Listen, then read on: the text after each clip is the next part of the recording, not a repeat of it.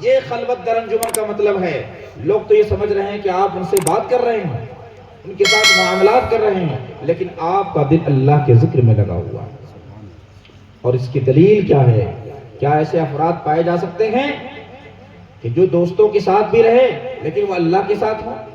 تو قرآن کہتا ہے رجال لا تلہیہم تجارت ولا بیع عن ذکر اللہ. اللہ کے کچھ بندے ایسے بھی ہیں جنہیں خرید و فروخت، بزنس اللہ کے ذکر سے غافل نہیں کرتی.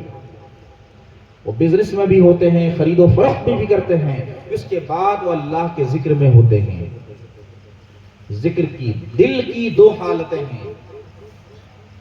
میرے عزیز سالکو طالبو جو دور دراز سے چلے آئے ہیں، آج کے اس سبق کو آپ یاد رکھیں. دل کی دو کیفیتیں ہوتی ہیں. دل یا تو اللہ کے ذکر میں مشغول ہوگا یا چپ چاپ خاموش اور غافل ہوگا.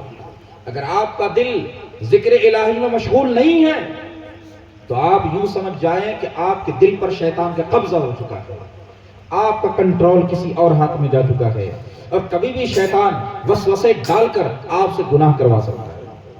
اس لیے اپنے دل کی نگہداشت کرے.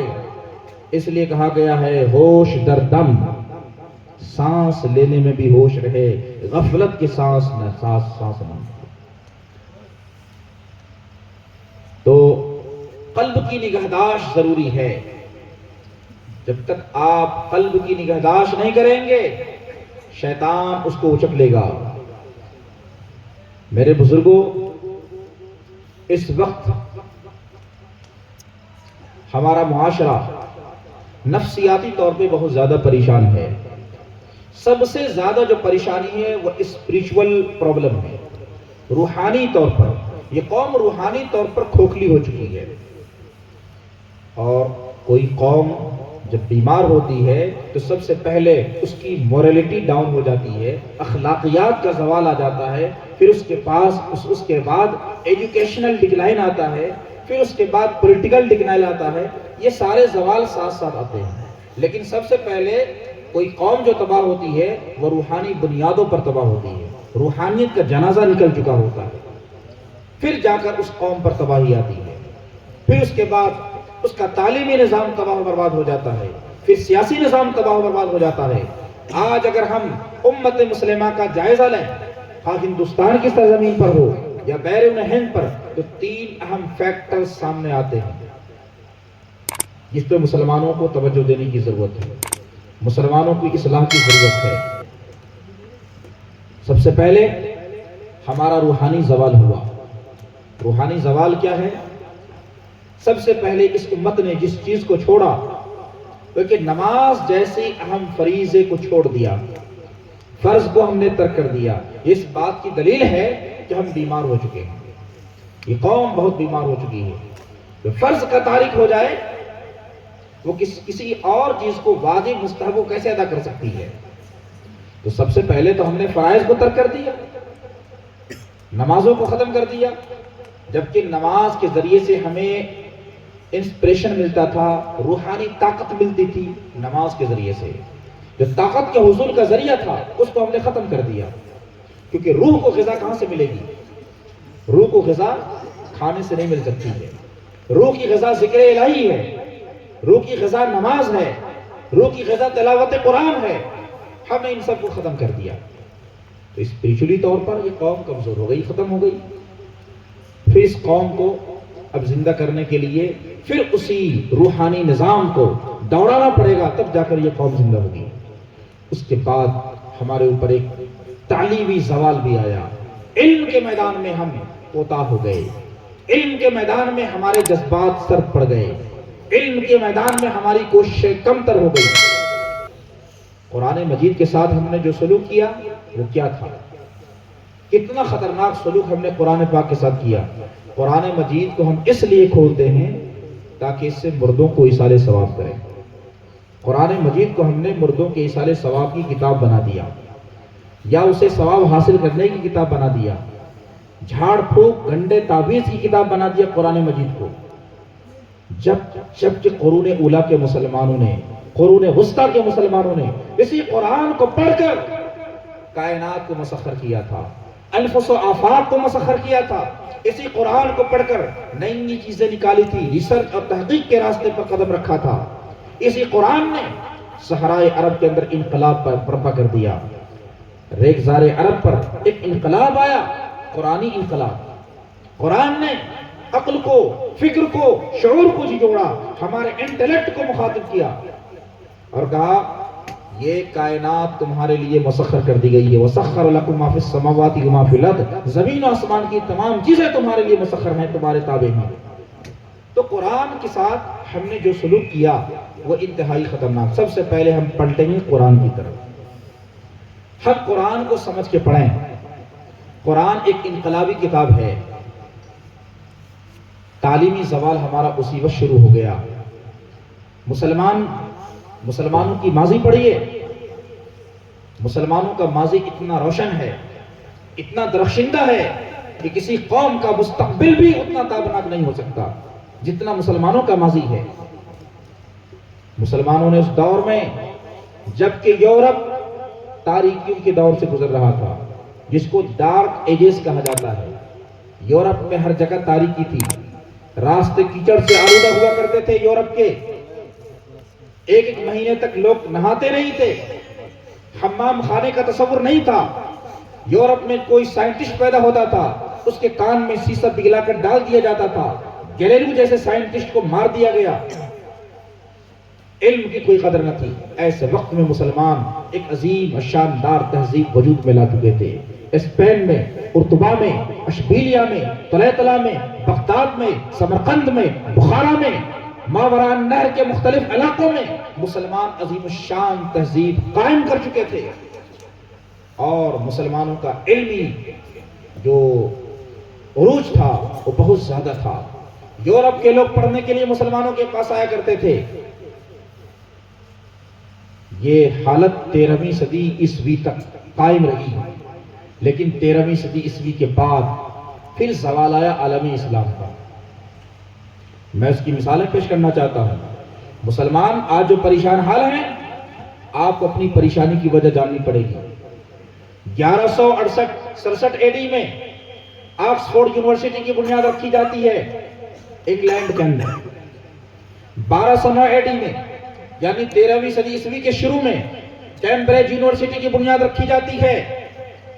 ٹھیک اسی کے قریب 1193 AD کے اندر دلی کے اندر قطب مینار کی تعمیر جاری ہوتی ہے۔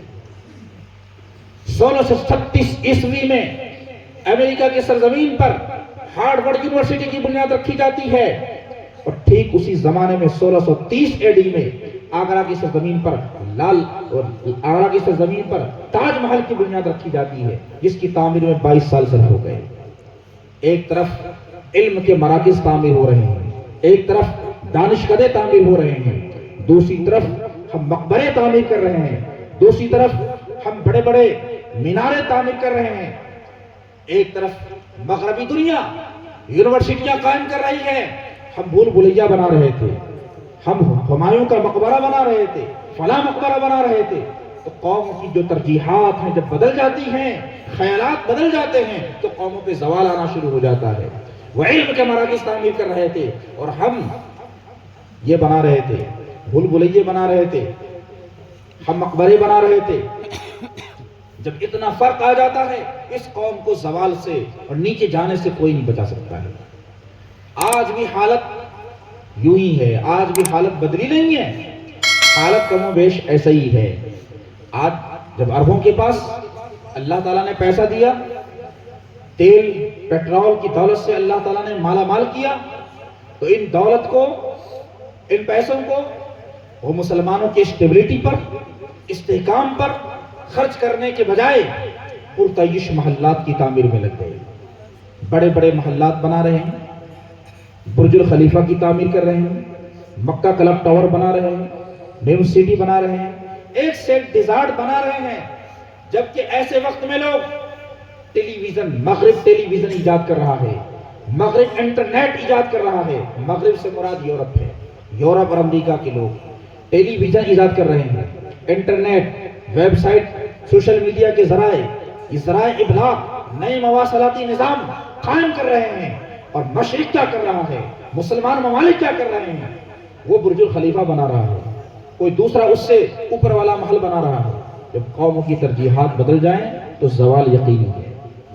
آج وہ علم کے مراکز قائم کر رہے ہیں اور ہمارے درگاہوں پہ، مزاروں پہ اتنی چادریں ڈالی جا رہی ہیں کہ جس کی ضرورت ہی نہیں ہوتی۔ آج لنگر پہ لنگر مدرسے خوش ہوتے چلے جا رہے ہیں۔ مدرسوں کو چلانے کے لیے لوگوں کے پاس پیسے نہیں ہیں، بلڈنگیں نہیں ہیں، لیکن خانقاہوں کی لمبی لمبی اونچی اونچی عمارتیں بنائی جا رہی ہیں۔ ایک ایک پیر کا اونچا اونچا قبہ بنایا جا رہا ہے، اس پہ کروڑوں کروڑ روپے صرف کیے جا رہے ہیں۔ کیا پیسوں کا ضیاع نہیں ہو رہا ہے؟ آج آپ نے لنگروں پہ، مزاروں پہ، اونچے اونچے گنبدوں پر کروڑوں روپے جو خرچ کیا، اور خاص طور سے بہار اور بنگال میں ہر سال کئی ہزار کروڑ روپے کے جلسے کیے جاتے ہیں۔ اگر ان پیسوں کو بچا کر مسلمانوں کی تعلیم کے لیے، مسلمانوں کی فلاح و بہبود کے لیے کام کیا جاتا تو آج یہ قوم یہاں نہیں ہوتی، بلکہ یہ آسمان علم و فضل پر پہنچ چکی ہوتی۔ آج جو حالات پیدا ہو چکے ہیں، مسلمانوں، صرف جذبات سے کوئی قوم ترقی نہیں کرتی۔ جذباتی نعرہ لگانے سے آپ کو ترقی نہیں مل سکتی ہے۔ علم، فکر، تحقیق، ریسرچ کی راہوں پہ چلنا پڑتا ہے، تب جا کے اس قوم کو علمی مقام حاصل ہوتا ہے۔ کوئی قوم جذباتی نعروں سے، فلک شگاف نعروں سے آگے نہیں بڑھ سکتی ہے۔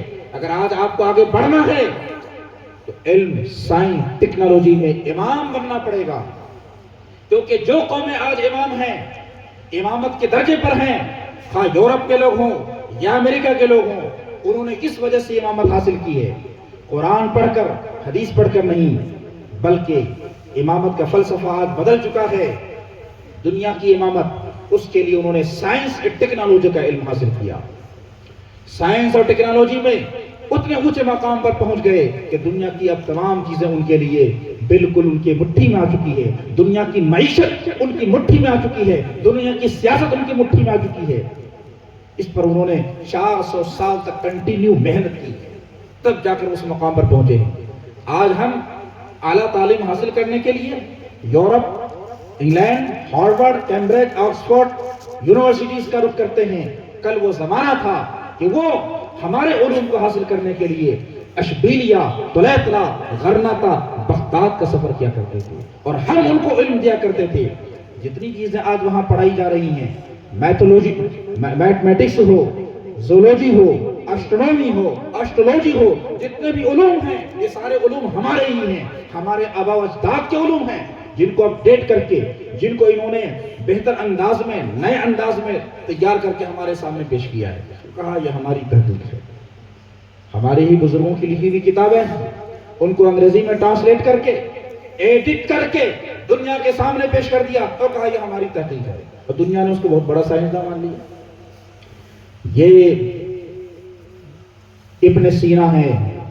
ابن سینا اتنا بڑا نام ہے مسلم دنیا کا، جس نے القانون فی الطب لکھی، 14 جلدوں میں القانون فی الطب ہے، اور اس کی یہ کتاب 16ویں صدی عیسوی تک میڈیکل سائنس کے طور پر یونیورسٹی میں مغرب میں پڑھائی جاتی رہی، یورپ میں پڑھائی جاتی رہی، حال حاصل والمحصول 20 جلدوں میں لکھی۔ ایسے ایسے سائنسداں ہم نے دیے، گھڑی بنا کر مسلمانوں نے دی، اینک کا شیشہ سب سے پہلے مسلمانوں نے بنایا، خون کی دریافت، دوران خون کی دریافت ابن نفیس نے سب سے پہلے کی، عباس ابن فرناس نے سب سے پہلے ہوائی جہاز بنا کر دنیا کے سامنے 1000 سال پہلے اڑا کے دکھایا۔ یہ ساری دریافتیں ہماری ہیں، لیکن مسلمان آج اپنے وراثت سے آپ نابلد ہو، آپ کو جذباتی بنایا گیا ہے۔ آپ جلسوں میں آتے ہو تقریر سننے کے لیے اور آپ کو نعرہ لگوایا جاتا ہے، نعرہ لگانے سے ہی کوئی قوم زندہ ہو جاتی تو آج سب سے زیادہ جہالت مسلمانوں میں نہیں ہوتی۔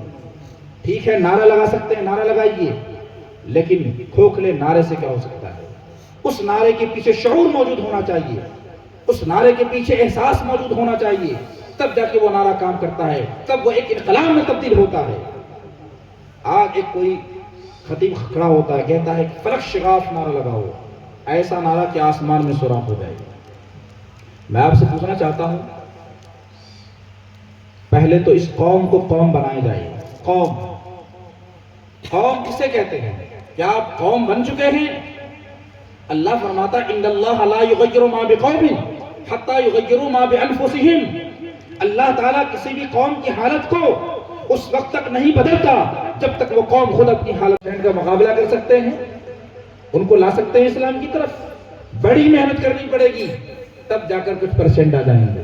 یہی وجہ ہے کہ ہماری ساری تقریریں فیل ہو جا رہی ہیں، کیونکہ وہ سسٹم ایجوکیشن کا ہم نے جو بنایا ہے اس میں ایسے ہی افراد تیار ہو سکتے ہیں۔ سسٹم کو بدلنا پڑے گا۔ لارڈ میکالے کا بنایا ہوا نظام تو ہندوستان میں چل رہا ہے۔ لارڈ میکالے ایک انگریزی افسر تھا ہندوستان میں، اور اس نے جو نظام بنایا اسی کے نظام پہ آج ہندوستان بھی چل رہا ہے۔ اس سے ہندوستان کو بھی نقصان ہے۔ یہاں پہ پاس ہونے کی پرسنٹیج 33% مارک ہے۔ 33% مارک لانے سے بچہ پاس ہو جاتا ہے، لیکن یورپ والے تو ہم سے چلا کے نکلے۔ اپنے یہاں پر پاس ہونے کا پرسنٹیج وہ 60 سے زیادہ رکھتے ہیں، اور ہمیں 33% پہ کہہ دیا ہم تم پاس ہو۔ تو ہمارا نظام تعلیم کمزور ہو گیا کہ نہیں ہو گیا؟ وہ تو A grade, B grade, C grade رکھتے ہیں، اور ہم 33% میں الجھے ہوئے ہیں۔ مسلمانوں، اپنا تعلیمی نظام بناؤ، اپنے ادارے قائم کرو۔ میں حضرت صاحب سجادہ سید ابو الفضل ابو الفضیل فصیح صاحب اللہ سے درخواست کروں گا کہ آپ کے عقیدت مندوں کی ایک بڑی دنیا ہے، یہاں سے لے کر بہار اور بنگال تک وہ دنیا پھیلی ہوئی ہے۔ اگر آپ کی توجہ ہو جائے تو یقیناً بڑے بڑے اسکول اور کالج بن سکتے ہیں، اور حضرت کی سرپرستی میں امید ہے کہ اس طرح کے ادارے وجود میں آئیں گے، غازی پور کی بھی سرزمین پر اور بنگال کی بھی سرزمین پر۔ آپ ایک ذہن لے کر جائیں کہ ہمیں کام کرنا ہے۔ یہ اس کے بعد ایک مرحلہ آتا ہے پولیٹیکل اسٹیبلٹی کا۔ مسلمانوں کا سیاسی زوال بھی ہو چکا ہے۔ یہ ایک بہت وسیع سبجیکٹ ہے، اس میں بہت زیادہ گفتگو نہیں کرنا چاہتا ہوں۔ مسلمانوں کو اب ہوش کے ناخن لینے کی ضرورت ہے بدلتے حالات کے تناظر میں۔ مسلمانوں، ہر قوم کا قائد ہے، ہر قوم کا ایک امام ہے۔ آپ کا کوئی امام نہیں ہے، آپ کا کوئی قائد نہیں ہے۔ اپنی قیادت پیدا کرو، اپنا امام پیدا کرو، تبھی آپ کو دوسرے لوگ عزت دے سکتے ہیں۔ جو قوم اپنی عزت خود نہیں کرتی، دوسری قوم بھی اس کو عزت نہیں دیتی ہے۔ قرآن کا فیصلہ ہے، اللہ تعالیٰ کسی قوم کی حالت کو اس وقت تک نہیں بدلتا جب تک وہ قوم خود اپنی حالت کو بدلنے کے لیے تیار نہ ہو۔ اور حالات بدل سکتے ہیں، کیوں نہیں بدل سکتے ہیں؟ محنت کی جاتی ہے تو حالات بدلتے ہیں۔ اللہ تعالیٰ نے ہر چیز کو یہاں سبب کے ساتھ بات دیا ہے۔ آپ سبب اختیار کریں گے تو آپ کو اس کا رزلٹ ملے گا، لیکن سبب اختیار نہیں کریں گے تو رزلٹ ملنے والا نہیں ہے۔ آج مسلمان کے علاقوں میں IAS IPS افراد کے لیے بنانے کے لیے کوچنگ سینٹر چلانے کی ضرورت ہے۔ سول سروسز کی تیاری کے لیے ہم اپنے خانقاہوں سے اور اپنی تنظیموں سے یہ ریکویسٹ کرتے ہیں کہ اپنے زیر اثر آپ اس طرح کے کوچنگ سینٹر چلائیں جہاں تیاری کر کے ہمارے بچے IAS IPS کا امتحان دے سکیں، نیٹ کا امتحان دے سکیں، اور بھی دیگر کمپٹیٹیو ایگزام کے لیے وہ تیاری کر سکیں۔ تب جا کے اس قوم کا تعلیمی سفر پورا ہو پائے گا۔ اس قوم کے اندر ایک ایجوکیشنل ریولوشن آئے گا، تعلیمی انقلاب آئے گا۔ اس کے بغیر تعلیمی انقلاب خواب نہیں دیکھا جا سکتا۔ آج الجامعۃ الاشرفیہ مبارک پور میں جو تعلیمی انقلاب آیا ہے، جس کے اثرات پورے ہندوستان پہ آپ دیکھ رہے ہیں، وہاں ایک مرد درویش کی فکر کام کر رہی تھی۔ حضور حافظ ملت نے دیکھا تھا کہ تقسیم ہند کے بعد مسلمانوں کا شیرازہ بکھر چکا ہے، اور دیگر مکاتب فکر کے لوگوں نے بڑے بڑے ادارے قائم کر لیے ہیں۔ اگر سنی جماعت کی طرف سے کوئی بڑا ادارہ قائم نہیں ہوتا تو ہم اپنی قوم کو اپنے مذہب و مسلک پر باقی رکھنے میں ناکام ہو جائیں گے۔ آپ نے الجامعۃ الاشرفیہ قائم کیا، اور آج الجامعۃ الاشرفیہ کی وجہ سے ہندوستان کی تعلیمی کفالت ہو رہی ہے، اور سنیت کو استحکام حاصل ہو رہا ہے، سنیت مضبوط ہو رہی ہے۔ آج حضرت اجازت وقت ہے، درود پاک پڑھ لیں۔ اللہم صلی علی سیدنا مولانا محمد و آلہ وصحبہ وسلم کما تحب و ترضی بن تصلی علیہ۔ ابھی ہمارے اسٹیج پہ مفتی صدام حسین امجدی صاحب بھی تشریف لا چکے ہیں. یہ ہمارے بڑے عزیز ہیں اور ہمارے ہم وطن بھی ہیں، تو اور ان کی بھی کوششیں یہاں جاری ہیں. ایک چیز اور میں ذکر کرنا چاہتا ہوں کہ آج کی ضرورت پہلے سے مختلف ہو چکی ہے.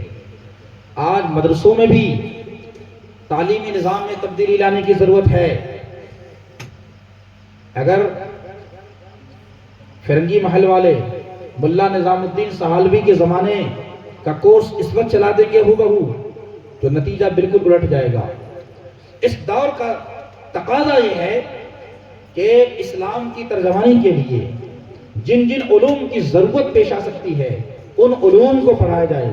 مثلا مدرسوں کے نصاب میں سائنس کو لازمی طور پر شامل کیا جائے، میتھمیٹکس کو، سائنس کو، معاشیات کو، ان سبجیکٹوں کو، انگریزی زبان کو لازمی طور پر شامل کیا جائے. تب جا کر یہ مدرسے مین اسٹریم میں شامل ہو پائیں گے. یہاں سے نکلنے والے بچے اسلام کی صحیح ترجمانی کر پائیں گے. یہ باتیں آپ حضرات کے سامنے پیش کر دی گئی ہیں. امید ہے کہ آپ حضرات توجہ فرمائیں گے. وقت زیادہ ہو چکا ہے اور شیرینی بھی حاضر ہے. انہی کلمات کے ساتھ میں اپنی گفتگو ختم کرتا ہوں. اللہ تبارک و تعالی ہماری ان باتوں کو قبول فرمائے اور ہمیں عمل کرنے کی توفیق عطا فرمائے. اس خانوادہ فصیحیہ مجددیہ نقشبندیہ کو ہمیشہ آباد رکھے اور یہاں سے علماء کی جماعت پیدا ہو. وآخر دعوانا الحمدللہ رب العالمین. استغفر اللہ ربی من کل ذنب واتوب الیہ.